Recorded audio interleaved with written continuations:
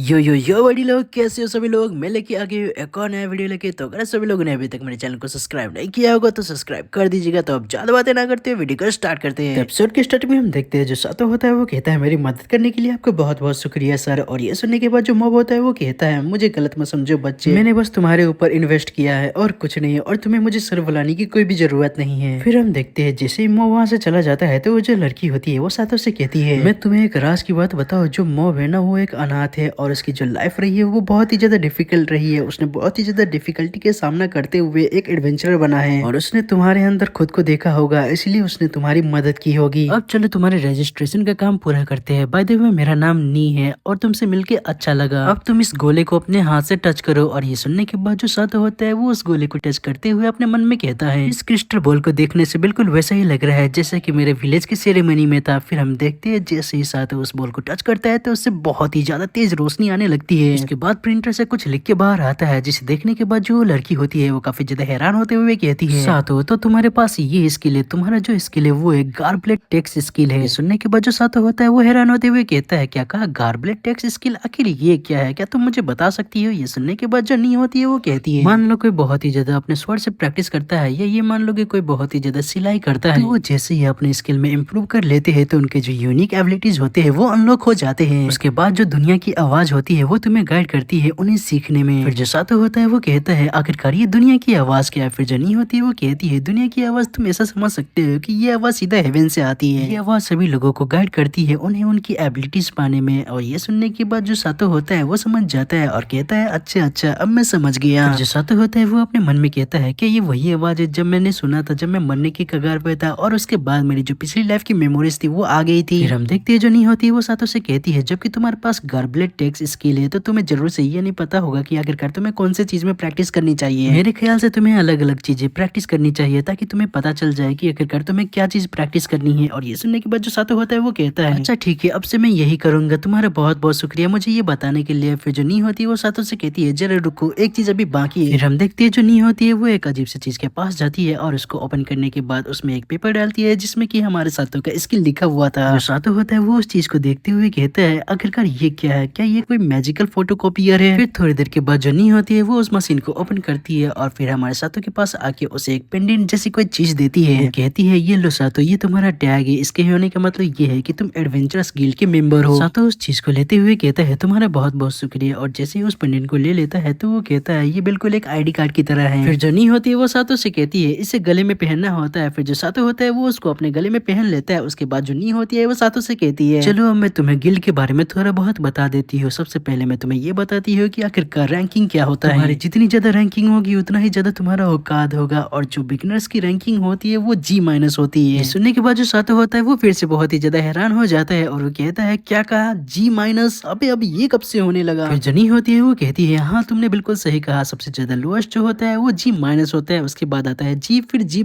फिर F-। सही करते करते आगे रैंकिंग बढ़ती रहती है। और ये सभी चीजें सुनने के बाद जो सातो होता है वो तो बहुत ही ज्यादा उदास हो जाता है और अपने सिर को पकड़ते हुए कहता है अरे इसकी माँ का भाई आखिरकार ये किस दुनिया में आ गया, लगता है मेरी जो जर्नी है वो कुछ ज्यादा ही लंबी चलने वाली है। फिर जनी होती है वो कहती है एक बार अगर तुम B- तक पहुंच जाओगे या फिर उससे ऊपर तो तुम एक इलाइट बन जाओगे। और अगर मैं सबसे ज्यादा हाईएस्ट रैंकिंग की बात करूँ तो वो आता है S+-। हाँ लेकिन तुम एक चीज ध्यान रखना, अगर तुम कोई क्राइम करती हो तो तुम्हारा जो टैग है वो सारी चीजें रिकॉर्ड कर लेगा और उसके बाद तुम एक क्रिमिनल बन जाओगे। उसके बाद तुम्हें गिल्ड से निकाल दिया जाएगा और तुम्हें गार्ड्स के हवाले कर दिया जाएगा। उसके बाद जो गार्ड्स होंगे वो तुम्हारी अच्छे से खातिरदारी करेंगे। भले ही यहाँ पे बहुत सारे बदमाश एडवेंचरर्स है लेकिन वो सभी रूल्स को फॉलो करते हैं और अपने क्वेस्ट को पूरा करते हैं, तो तुम्हें डरने की कोई भी जरूरत नहीं है। सुनने के बाद जो सातो होता है वो अपने मन में कहता है इसका मतलब तो ये है कि ये सभी बस भौंकने वाले कुत्ते हैं जो कि बस भौंक सकते हैं लेकिन काट नहीं सकते। इसके बाद जो सातो होता है वो नीचे कहता है मैं जल्दी ही क्वेस्ट को करना चाहता हूँ, तो क्या तुम मुझे बता सकती हो कि कौन सा क्वेस्ट अवेलेबल है। और ये सुनने के बाद जो नहीं होती है वो सातो से कहती है इतनी ज्यादा जल्दबाजी करने की कोई भी जरूरत नहीं है, अभी लंच टाइम हो चुका है और क्योंकि तुम एक नए नए एडवेंचरर बने हो तो आज की जो लंच है वो मेरी तरफ से होगी। ये सुनने के बाद जो सातो होता है वो बहुत ही ज्यादा खुश हो जाता है और नीचे कहता है क्या कहा, सच में तुम्हारा बहुत बहुत शुक्रिया। उसके बाद सीन शिफ्ट होता है और हम एक जगह का सीन देखते हैं जहाँ पे हम नी को देखते हैं जो कि सातो से कहती है ये लो ये रहा तुम्हारा लंच। और हम देखते हैं वो लंच कुछ ऐसा दिख रहा होता है। हम देखते हैं सातो को जो कि उस लंच को देखने के बाद तो एकदम उसके मुंह से पानी ही टपकने लगता है। वो एक ब्रेड को लेके उस सूप में डुबाता है और फिर जैसे ही एक बाइट लेता है तो उसकी आंखों से पानी टपकने लगता है। वो बहुत ही ज्यादा खुश होते हुए कहता है वाह ये तो काफी ज्यादा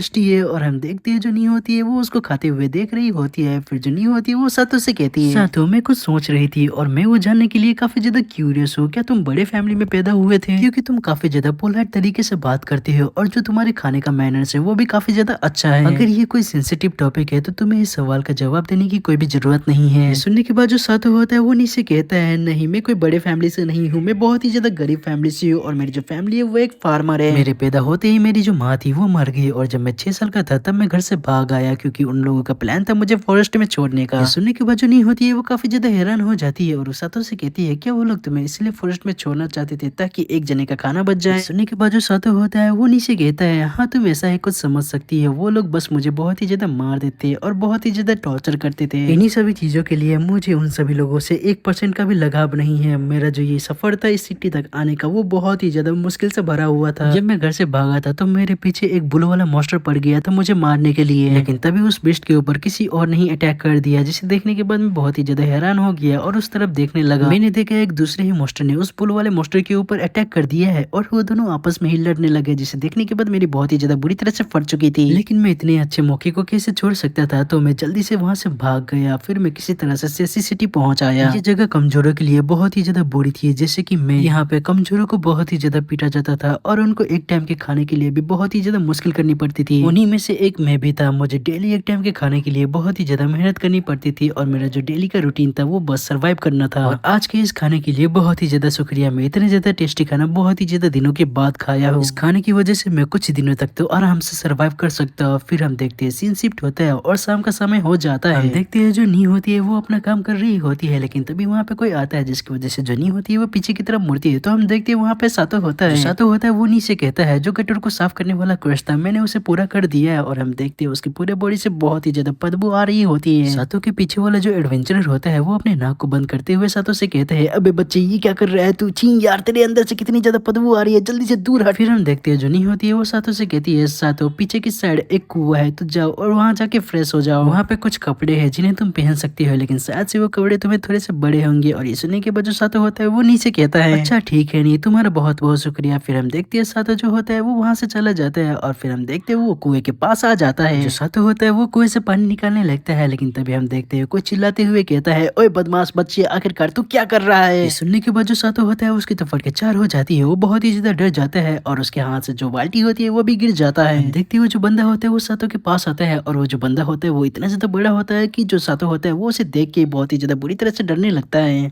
लेकिन जो हमारा आज का एपिसोड होता है वो यहीं पे खत्म हो जाता है। आशा करता हूँ कि आप सही लोगों को आज का नया एपिसोड पसंद आया होगा। जाने से पहले आप सभी लोग चैनल को सब्सक्राइब कर दीजिएगा और लाइक करके जितना ज्यादा हो सके उतना ज्यादा हाइप कर दीजिएगा ताकि ये वीडियो आगे और लोगों तक पहुंच सके। तो फिर मिलते हैं फिर किसी अन्य वीडियो के साथ। तब तक के लिए टाटा बाय बाय।